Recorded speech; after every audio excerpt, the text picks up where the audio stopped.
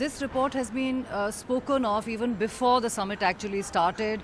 And this report that we were talking about with Mr. Mathur, we were basically trying to show that the Indian government is saying that these figures have been fudged and that this is creating a lot of tension between the North and South countries because developing nations say that the OECD report's methodology is incorrect and the figures are inflated. In fact, while we were here just a few minutes ago before we came on air to you, there was a protest going on right here and those activists who were protesting were saying that the South is not well represented over here in the summit and that the climate game is rigged. But coming back to the OECD report, we are joined over here by Simon Buckle, who is from the OECD, and we're going to ask him. Simon, you are really under fire. The OECD is under fire.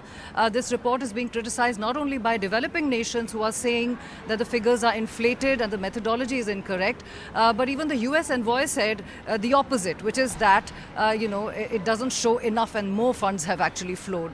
How would you justify what you have put there in that report? Well, that's good to hear the background to this interview. We've done a very rigorous, a very transparent, methodical job in terms of trying to provide the latest estimate of climate finance relative to the developed countries' pledge to mobilise 100 billion a year by 2020 for climate action in developing countries.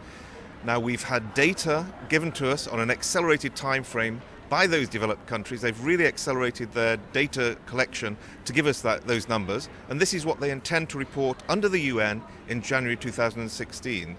So if there's an issue with what they're reporting, that's an issue for the countries. We are taking their data, we're taking the data that the multilateral development banks give us also, but we're not taking any of this at face value.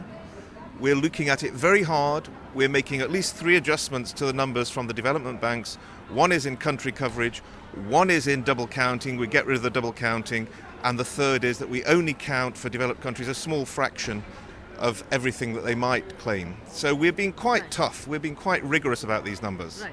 So there you are, Simon, telling us that the OECD is going to revise the way this report has been done and will perhaps I'm not going to revise. No, this is what we've done already. Mm-hmm. These numbers are rigorous. We stand by them. They're based on what countries are reporting already under the UN. So this is based on what the countries are reporting from the UN. Of course, the question remains as to what the sources of this information that the OECD has used in its report. But this is a long discussion which will be continued. Back to you, Ankita.